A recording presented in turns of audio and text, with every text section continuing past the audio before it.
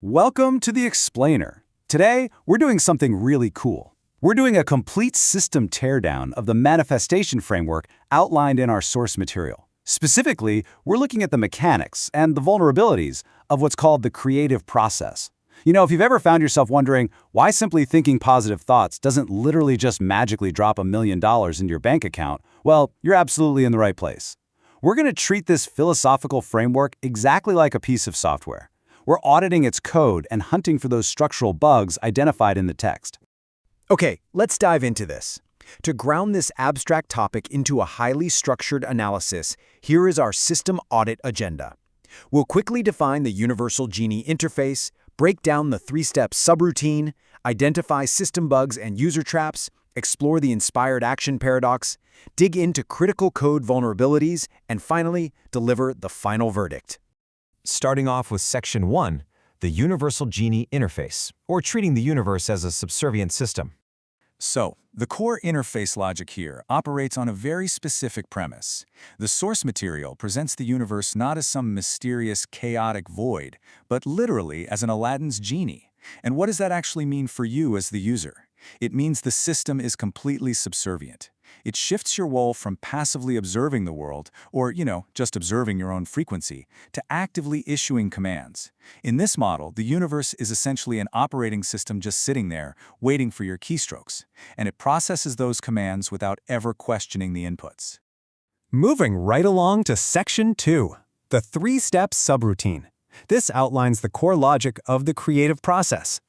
And this brilliantly illustrates the strict, mechanical, three-step subroutine required to run this manifestation software effectively. Ask, believe, and receive.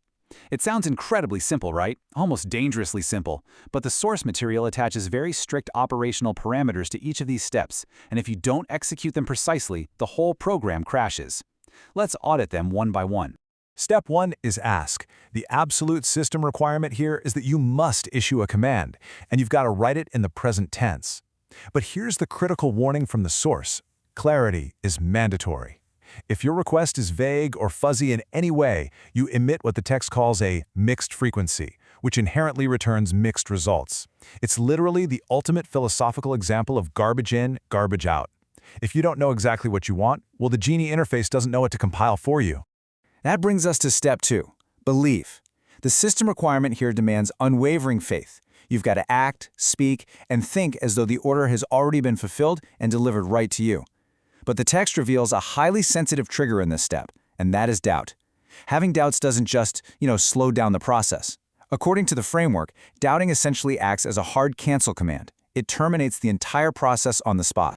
Finally, we have Step 3, receive. This is all about calibration. You must align your emotional state with the exact frequency of having your desired outcome right now.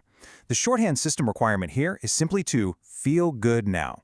The logic dictates that if you feel happy and fulfilled in the present moment, your internal receiver is perfectly tuned to catch the manifestation the second the system outputs it. All right, Section 3, system bugs and user traps, or how users critically break the system. So the first major error is what the source identifies as the catalog fallacy. This happens when a user starts treating the universe like a giant mail-order catalog. You place your order, you kick back on the couch, and you literally just wait for success to be delivered to your doorstep like an Amazon Prime package. And hey, while that sounds amazing, this wait-and-see approach creates a fatal lag. In any competitive, real-world environment, passively waiting for your mindset to do all the heavy lifting, that basically guarantees you're going to be left in the dust by the people who are actually out there taking action. Now, what's really interesting about this slide is how it brings us to the ultimate dead end, the Genie trap.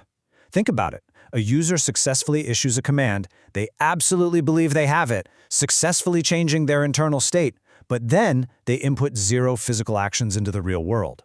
The result? The feedback loop never actually closes. You simply cannot run a program that interacts with the physical world if you completely refuse to touch the keyboard. Internal state changes are great, they really are, but without physical inputs, the whole system just stalls indefinitely. Section 4, the inspired action paradox. This explores the ambiguity between flow and the reality of getting things done. The text introduces this concept called inspired action, which is defined as effortless, joyful work that flows perfectly with the current of the universe. It sounds absolutely wonderful, right? But there's a massive trap hidden inside this definition. The book basically suggests that if an action feels like a struggle, you're supposedly going against the flow and you need to stop and reassess immediately. And that leads directly to this pretty contradictory system logic. The paradox here is stark.